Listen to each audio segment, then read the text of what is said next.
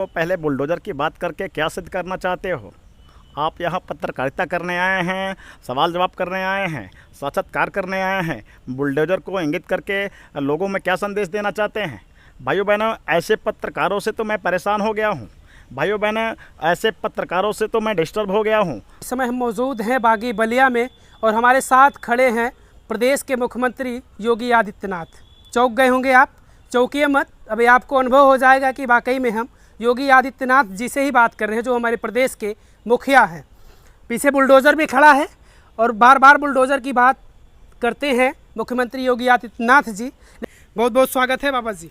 देखो, पहले बुलडोज़र की बात करके क्या सिद्ध करना चाहते हो? आप यहाँ पत्रकारिता करने आए हैं, सवाल जवाब करने आए हैं, साक्षात्कार करने आए हैं। बुलडोज़र को इंगित करके लोगों में क्या संदेश देना चाहते हैं? भाइयों बहनों, ऐसे पत्रकारों से तो मैं परेशान हो गया हूँ। भाइयों बहनों, ऐसे पत्रकारों से तो मैं डिस्टर्ब हो गया हूँ, जो लोग बुलडोज़र करके मुझे बदनाम करने की कोशिश कर रहे हैं। अब आप लोगों ने देखा होगा कि गूगल पर सर्च करेंगे बुलडोज़र तो मेरा फ़ोटो आता है। आप लोगों ने देखा होगा, जब बुलडोज़र के बारे में आप लोग सोचते होंगे तो लोग मेरे बारे में कल्पनाएं करने लगते हैं। मैं निश्चित तौर पे आपसे कहना चाहता हूं कि मैं आपका एक नेतृत्व में आपके द्वारा बनाया गया एक ऐसे जगह पे पहुंचा हूं। आप हमारे साथ हैं, आप जितना जो कहेंगे उसी हिसाब से चलने का भी कार्य करते हैं। बुलडोज़र कहकर के क्या सिद्ध करना चाहते हैं? बिल्कुल नहीं, ये चर्चा रहती है कि क्योंकि जो भाजपा के कार्यकर्ता हैं वो भी कहते हैं बुलडोज़र बाबा, तो इसलिए अगर बाबा जी से बात होगी तो बुलडोज़र का जिक्र होना तो जायज़ ही है। देखिए, बुलडोज़र तो बिल्कुल बात सही है, लेकिन बुलडोज़र कहाँ चलता है? बदमाशों के लिए है, अन्यायियों के लिए है। बुलडोज़र कहाँ चलता है?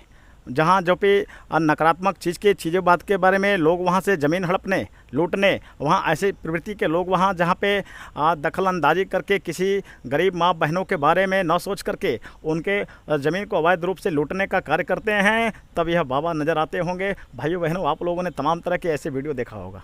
बिल्कुल, लेकिन जब बात आती है प्रदेश में, आपने कहा कि ऐसी जगहों पर बुलडोज़र चलता है, अन्यायियों के ऊपर चलता है, गुंडे बदमाशों के ऊपर चलता है, लेकिन प्रदेश में पेपर लीक हो जा रहे हैं, वहाँ तो कहीं नहीं नज़र आ रहा है बाबा जी का बुलडोज़र चलता हुआ। देखिए, हम लोगों ने एक ऐसा नया कानून के बारे में हम लोग लगातार इस पर कार्य कर रहे हैं। आपको पता होना चाहिए, आप पत्रकार हैं। कॉपी बदलने के मामले को लेकर के आप लोगों ने 1-2 दिन पहले खबरें सुनी होगी।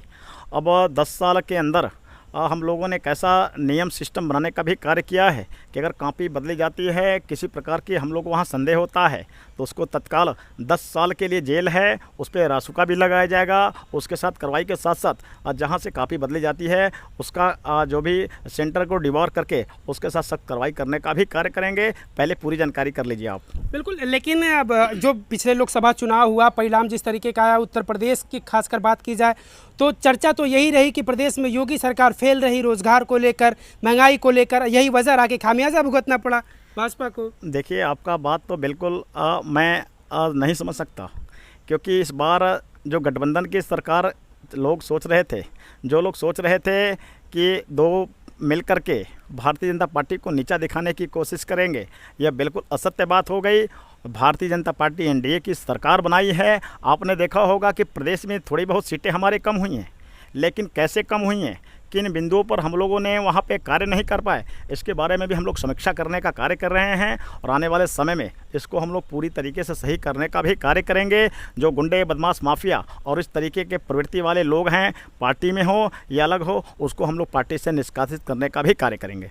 बिल्कुल, लेकिन जिस तरीके से खास करके अगर पूरे उत्तर प्रदेश में सबसे ज़्यादा चर्चा रही हो तो वो रही फैज़ाबाद लोकसभा की। वहाँ पर से भाजपा हार जाती है तो ये चर्चा बड़ी होती है, क्योंकि भाजपा पर आरोप लगता है कि भाजपा धर्म की राजनीति करती है, हिंदू मुस्लिम की बात करती है, मंगलसूत्र की बात करती है, गाय भैंस की बात करती है। लेकिन ऐसी जगह पर चुनाव हारी भाजपा, जहाँ विकास की बात कर रही है, जहाँ पर भाजपा कह रही कि हमने मंदिर बनवा दिया है, वैसी जगह पर चुनाव हारी। देखिए, कुछ बातों को, सवालों का जवाब तो हकीकत समय पर नहीं मिल जाता, लेकिन मैं निश्चित तौर पर कहना चाहता हूं कि अयोध्या में प्रभु श्री राम के मंदिर को भारतीय जनता पार्टी के नेतृत्व में हम लोगों ने जो निर्माण कराने का कार्य किया है, आने वाले समय में आपको पता चल जाएगा कि उसकी मंदिर की अहमियत क्या है और लोगों के बारे में जो मानसिकताएँ हैं वो क्या है।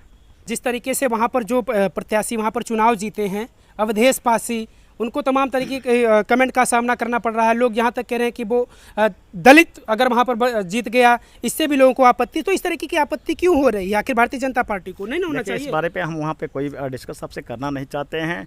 जो जीता ठीक है, हम लोग अपनी कमियों के बारे में थोड़ा बहुत आपस में डिस्कस कर रहे हैं, और मुझे लगता है कि आने वाले समय में जब भी आपको चुनाव होगा तो आपको भी पता चल जाएगा कि कौन क्या है और किसका जगह कौन सा बना हुआ है। बिल्कुल। अब तो चलिए मान लीजिए आने वाले भविष्य में 2027 में विधानसभा चुनाव यूपी में होना है, तो अब क्या तैयारियां, अभी से क्या तैयारियां चल रही हैं? क्योंकि चुनाव परिणाम जिस तरीके से आया है, कहीं ना कहीं अब भारतीय जनता पार्टी इससे कहीं ना कहीं वो कमज़ोर दिख रही है। तो क्या तैयारियां किस तरीके की है? देखिए, सभी बातें कैमरा पर करना ठीक नहीं है।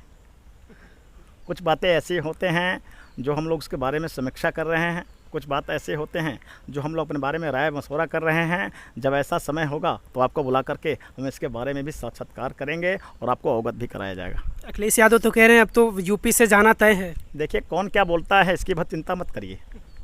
देखिए, कौन क्या बोलता है इसकी बहुत चिंता करने की आवश्यकता नहीं है।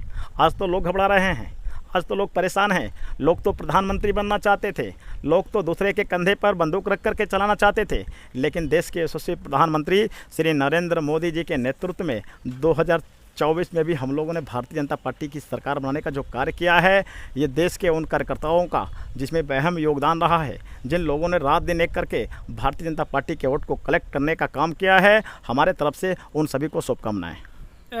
इस लोकसभा चुनाव में सीटें कम होने का वजह क्या मानते हैं? देखिए, मैंने बोला ना कि किसी टॉपिक पर मेरा बोलना ठीक नहीं है। मैं अभी बोलूँगा तो उस बात के लिए आप, अभी तो लोग कहते थे कि ये ईवीएम हैक करते हैं, आपको पता होगा, आप लोगों ने देखा होगा, इनकी सीटें थोड़ी कम होती है तो कहते हैं कि हम लोगों ने ईवीएम से हैक करा दिया है, हम लोग ईवीएम बदलते हैं। देखो, मैं कह सकता हूँ कि खिसियानी बिल्ली खंभा नोचने का कार्य होता है। जिस प्रकार से लोग यहाँ से हारना स्वीकार नहीं कर सकते, वो लोग ईवीएम पर रोना शुरू करते हैं। 2-4 सीटें इनकी बढ़ी तो इस पर किसी ने आरोप नहीं लगाया कि ईवीएम हैक हुआ। चलिए, नीलेश दीपू जी थे, हमने पहले जिक्र किया था कि हमारे साथ बातचीत करने के लिए प्रदेश के मुख्यमंत्री योगी आदित्यनाथ जी हैं। अब आपको अंदाज़ा लग गया होगा कि हमने क्यों कहा था। हालांकि चेहरे से तो आप पहचान गए होंगे, आप चौंक जरूर गए होंगे कि भाई ये तो कोई और खड़ा है। जी ज़रूर, लेकिन आवाज़ अंदाज जो है वो जो प्रदेश के मुख्यमंत्री योगी आदित्यनाथ जी हैं उन्हीं की आवाज़। हालांकि जो मेरे मन में सवाल थे और अच्छे तरीके से योगी जी के अंदाज में ही इन्होंने वो जवाब दिया। ये मत कहिए कि योगी जी खुद हैं, ये व्यक्तिगत इनके इसी तरीके के इंटरव्यू ही ऐसा कुछ था। ये मतलब इससे ना तो मेरा कोई लेना देना है, ना तो इनका कोई लेना देना है। क्यों? स्पष्ट रूप से कह दूं कि मैं मिमिक्री आर्टिस्ट हूं, और भैया ने जैसे बोला कि अभी आपको योगी जी की आवाज़ में साक्षात्कार करना है।